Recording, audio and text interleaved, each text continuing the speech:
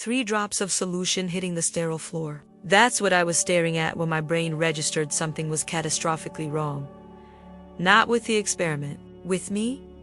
The beaker slipped from my fingers in slow motion, and I watched 40 years of certainty shatter across the tiles alongside the glass. My knees buckled. The fluorescent lights above my lab bench became streaks of white fire. And then I was watching myself collapse from somewhere near the ceiling vents, thinking with absolute clinical detachment how fascinating that consciousness persists even as the body fails.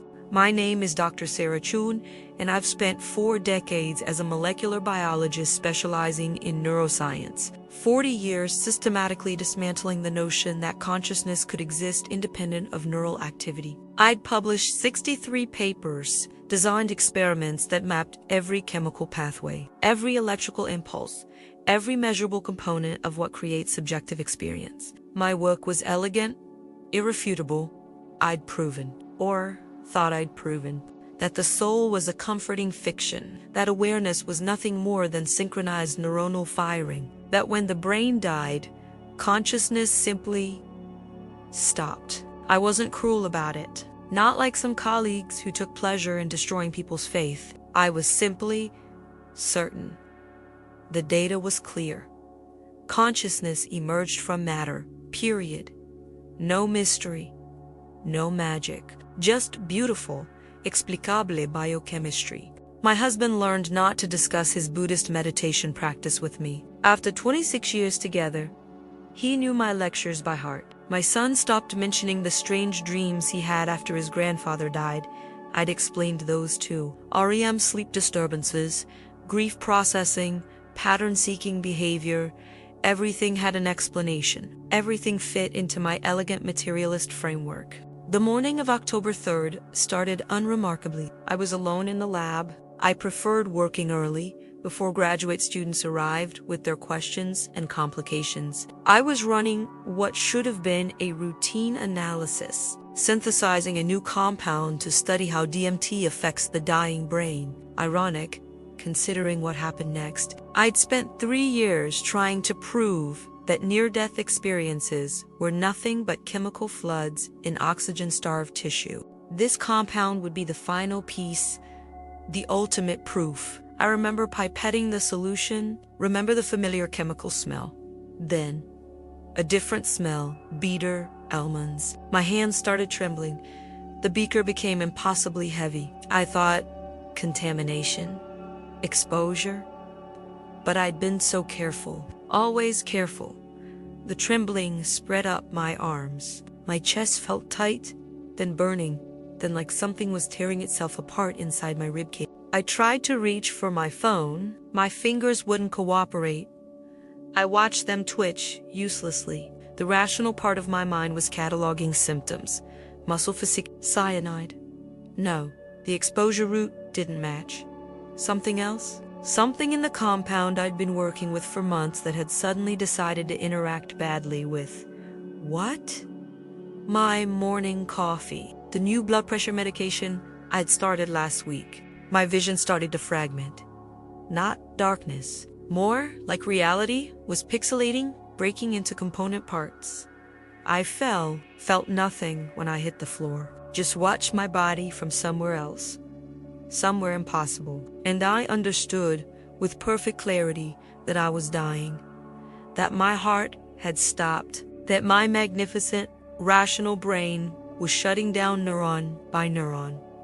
Exactly as I'd described in dozens of lectures, except I was still here, still aware, still thinking. The lab dissolved, not gradually, instantly. One moment, I was floating near the ceiling.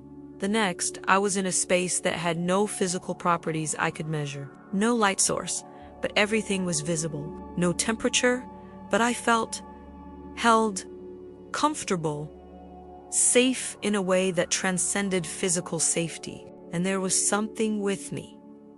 Not a person. Not an entity I could describe. More like awareness, meeting awareness, an intelligence that felt infinite but also somehow intimate, familiar, even though I'd never encountered anything like it. It communicated not with words or images, but with understanding, direct downloads of knowledge into my consciousness. And the first thing it communicated was amusement, gentle, affectionate amusement at my absolute shock. You've been asking the wrong questions. It conveyed not judgment, just observation.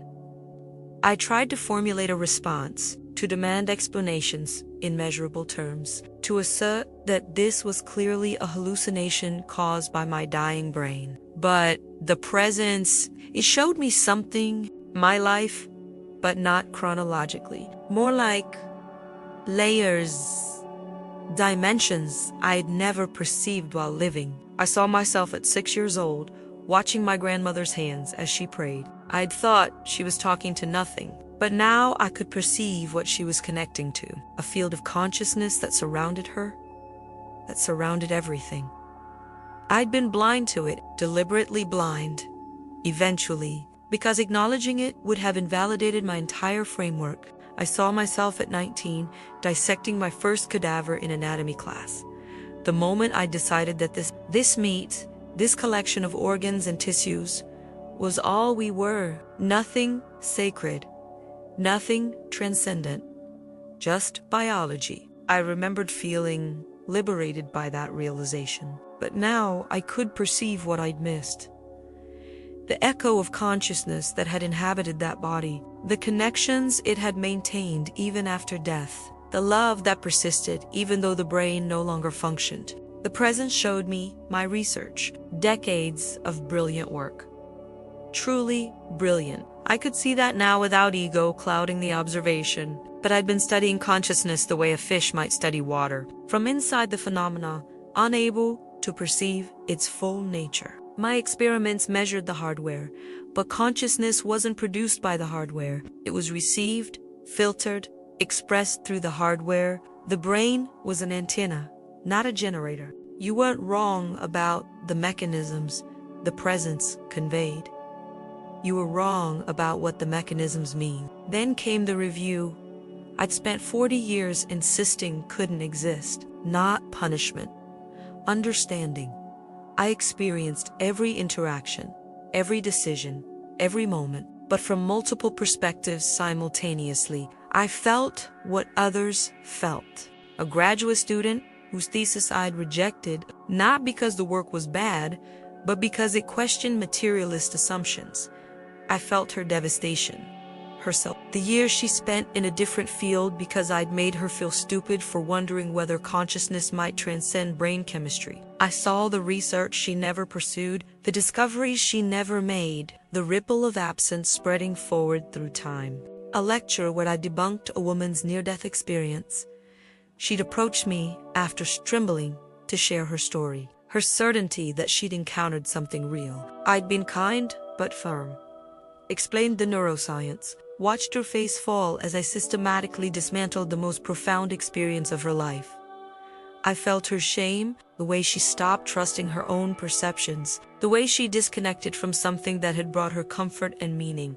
But there were other moments. A student I'd encouraged when everyone else dismissed her. My research that had led to treatments for neurological disorders, helping my husband through his father's death. I hadn't believed in his visions, but I'd held him while he cried.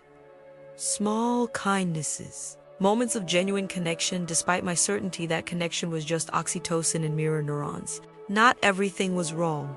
The presence conveyed, but you spent so much energy proving there was no mystery that you missed the mystery entirely. You studied consciousness while refusing to experience it fully. I saw my son, age 7, telling me about the bright person who visited him at night after his grandfather died. I'd explained it away.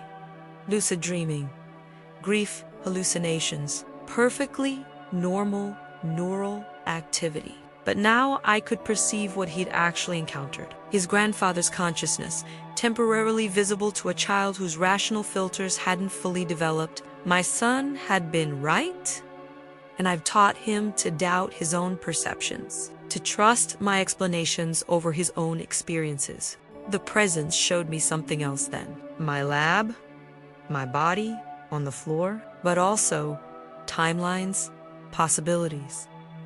If I stayed here, my research would end. My graduate students would spend months trying to replicate my work. One would have a breakthrough, would discover what I'd been missing, would prove that consciousness transcends neural activity. My death would eventually lead to the truth I'd spent my life denying, but if I returned, I could discover it myself, could use my brilliant mind and impeccable methodology to explore consciousness from this new understanding, could bridge the gap between materialist science and the reality I was experiencing now. The choice is yours, the presence conveyed, but understand, returning means letting go of certainty, means admitting you were wrong while you still have authority, means being ridiculed by colleagues who trust your current framework. It means losing everything you've built your identity on. I looked at my life from this expanded perspective, saw how my certainty had created a cage, how my need to explain everything had prevented me from experiencing anything fully, how my brilliant mind had been both gift and limitation. I want to go back. I communicated. I want to understand, really understand, even if it means destroying everything I've built. The return was violent, like being compressed into something impossibly small. I crashed back into my body with force that felt like physical impact. My chest convulsed. My lungs expanded with a sound like ripping fabric. Pain everywhere, every nerve ending screaming. Fluorescent lights burning, chemical smells overwhelming, the cold floor against my cheek. But I was alive and different. The campus security guard found me 20 minutes later. I'd managed to crawl to my phone, call for help. Toxicology reports showed acute exposure to a compound that should have killed me. My heart had stopped for at least 6 minutes. Brain should have been damaged, but I was fine. Physically fine, mentally transformed. I spent 3 months recovering, not from the physical trauma. That healed quickly, but from the cognitive dissonance of reconciling what I'd experienced with everything I'd believed. I filled 17 notebooks trying to map it to quantify it, to fit it into my existing framework. My first lecture back, I stood in front of 80 graduate students and said words I never imagined I'd say. I've spent 40 years studying consciousness from a materialist perspective, and I was not wrong, exactly, but incomplete, catastrophically incomplete. Half the students thought I'd had brain damage. The other half leaned forward, hungry for what came next. I'm still a scientist, still rigorous, still demand evidence. But now I'm designing experiments to study consciousness as a fundamental property of the universe, not an emergent property of brains. My colleagues think I've lost my mind. My department chair suggested early retirement. 2 graduate students left my lab. 3 more asked to join specifically because of my new direction. My son cried when I apologized, when I told him his grandfather really had visited him, that his perceptions were valid, that I was sorry for teaching him to doubt his own experiences. We talk now about things I used to dismiss, about consciousness, about connection, about the possibility that love actually does transcend death. My husband meditates in the mornings, and now I sit beside him. Not because I've become religious, I haven't, but because I finally understand that consciousness is best studied through direct experience, not just measurement. That some truths can't be captured in data sets. That mystery isn't the enemy of science. It's the invitation.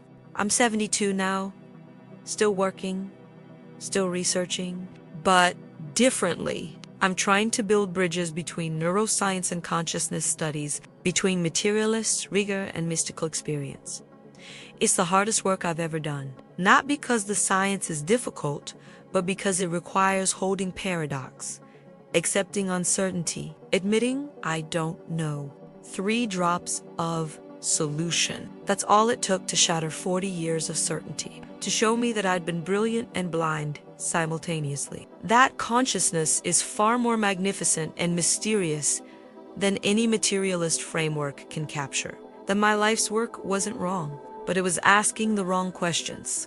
I still don't know exactly what consciousness is, but I know it's not confined to neural tissue. I know it persists beyond death. I know we're all connected in ways that transcend space-time, not because I believe it, because I've experienced it, because I've been consciousness without a brain, awareness without neurons, understanding without language, and the greatest irony, my new research is more rigorous than anything I did before, because now I'm studying the actual phenomenon, not just the mechanisms that express it. Now I'm asking questions that might actually lead somewhere profound. Now, I'm scientist enough to admit when my framework is inadequate, that's what the presence taught me. That certainty is comfortable but limiting. That the universe is far stranger and more beautiful than any theory can capture. That love and consciousness and connection are real. More real than the matter we measure them with. We're not biological machines that somehow learn to feel. We're consciousness temporarily expressed through biological machinery. And that difference, that changes everything.